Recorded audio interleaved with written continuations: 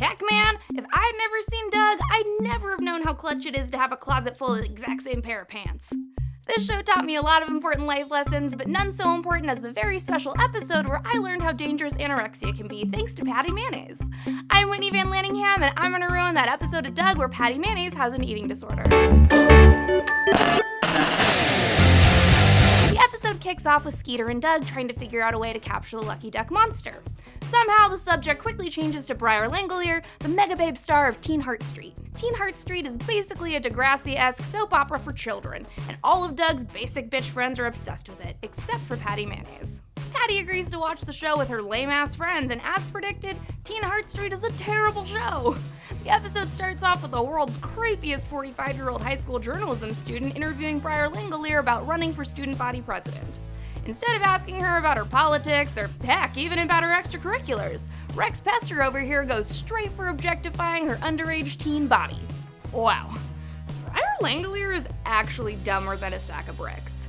When ass-face Lothario over here is forced by the school newspaper to bask in the disgusting Cronenberg body horror nightmare that is Trudy, a very nice normal-looking high school girl, he struggles to choke back vomit as she explains her previous student council experience and plan for next semester.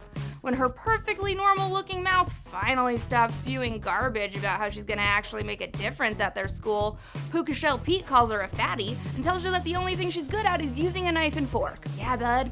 That's called having basic motor skills. If you don't know how to use a knife and fork, it's probably because they left you in the tanning bed too long and your brain cells started fusing with the bleach in your hair. When the popular girl obviously wins the presidency, literally no one else is horrified at all that a guy who's way too old and porny to be in high school just successfully ran a smear campaign against a girl he deemed too tubby. Call me crazy, dude, but I definitely prefer to be the girl with more experience and intelligence than the girl who's gonna overdose at a Lindsay Lohan house party in her 20s. Briar's not gonna plan a high school reunion with an open bar. She'll still be in jail for that time she took too much Ambien and threw a can of Red Bull at a cop car after graduation. But whatever. In addition to being a successful teen star, Briar is also a weight loss supplement influencer, meaning that she's so famous that people pay her to lie about her products working in infomercials. Homegirl is peddling a weight loss program called Waist Away, including a PSA about how easy it is for teen girls to get fat. Yeah, Briar, obviously none of us will ever have a 9-inch waist. We're human women, not 2D cartoon characters. But whatever, the important thing is that Waist Away's tagline is, remember, your friends will never tell you when you're fat. Huh. Let's unpack that. Is it a bad thing that my friends don't call me fat? I kinda take that as a sign that none of them are huge a-holes. And on the flip side, there's lots of people who are super comfortable with owning the word fat because we're all about body positivity this century and I am here for it. Respect your friends. Maybe don't fixate on their bodies without being invited into a conversation about their weight. And even then, don't be a dick. Even though Patti tries to tell her friends that infomercials are literally engineered to make lonely, old, sad women turn over their entire paychecks to QVC, Phoebe convinces her that if she doesn't watch out, she could end up as Fatty Mayonnaise someday. Back in Doug and Skeeter's corner of the world, no one is making comments about their bodies, so the boys are doing just fine. They decide that the best way to catch the Lucky Duck monster is to lure him out with a hot, sexy female monster. As they try to come up with a plan for how to do this, Patti is approached by a greasy wannabe in a bowling shirt who congratulates her on trying to lose weight because she's ordering a salad. Patti tries to remind him that she can eat whatever the hell she wants, but homeboy doesn't listen, and Patti's left wondering if low-fat mayo is the way to go. In carefree boy world, Doug and Skeeter are too busy trying to design a monster for the monster competition that they blow Patti off with a joke when she asks them if she needs to lose weight. They tell her that she's gotten huge, prompting her to hallucinate herself as Gwyneth Paltrow and Shallow Hal running down the track field. Patti barely makes the track team because of her slow running time and decides that she needs to get lean and mean if she wants to participate in this year's field day. Instead of being proud of herself for making the team at all, she tells BB and Connie that she needs to lose weight. Because they're girls, they all immediately do that thing where they decide to go on a hardcore diet together and vow to start counting calories ASAP. Fun fact, Connie actually used to be a cute Tubby girl in the Nickelodeon series, but lost weight over the summer before Doug switched to Disney. The show explained away her weight loss by sending her to Camp Makeover, so this episode is actually 100% hypocritical. Connie was perfectly cute before. You don't need to slim down cartoon characters to make them sexier.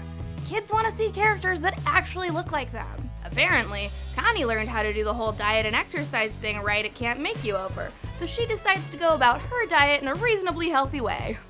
Bebe, on the other hand, has her rich dad buy her a robot that tells her how pretty she is every time she eats a snack, and Patti goes ham on the waist-away weight loss kit.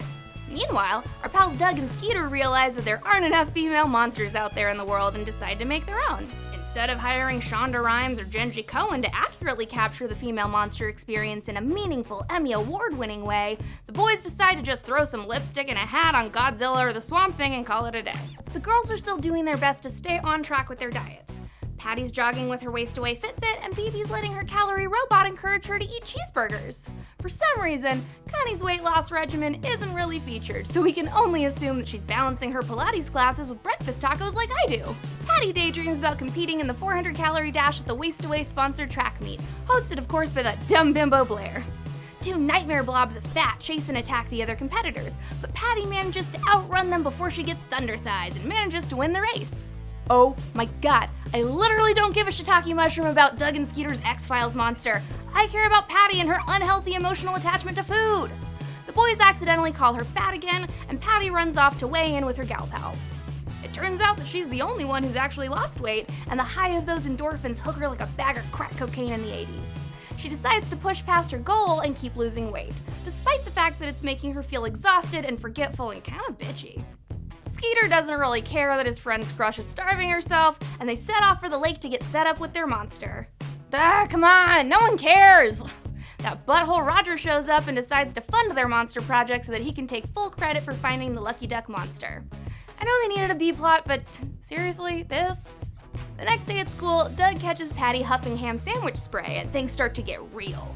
Doug is concerned about the fact that his friend is sucking on an aerosol can for lunch, but Patti's like, I can taste all my brain cells popping, and leaves. Roger's trying to sabotage the monster, blah blah blah blah blah, next. And Doug tries to talk to the coach about Patti's eating disorder, but the coach is way too busy eating pork rinds in his armchair to care about one of his students' physical well-being. Patti notices Doug trying to talk to an adult he trusts about her eating disorder and lashes out. This is the part in the story where the subtext is, no matter how angry your friends might get at you, you should always tell people if they decide to dehydrate themselves to death. Even though Patti's still seeing double, she attempts the long jump and nails the landing. Sort of. She kind of falls on her butt.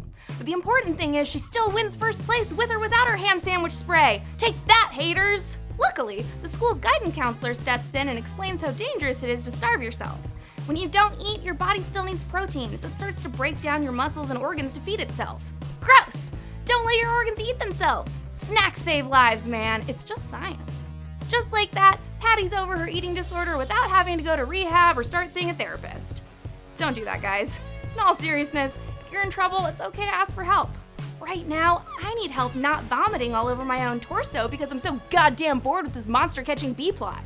The episode used to end with a voiceover of Patti Mayonnaise giving you advice for what to do if you or a friend is suffering in silence with an eating disorder, but of course, Disney thought that it would be too helpful for Demi Lovato, so the reruns just feature Roger and Skeeter arguing about their junk monster.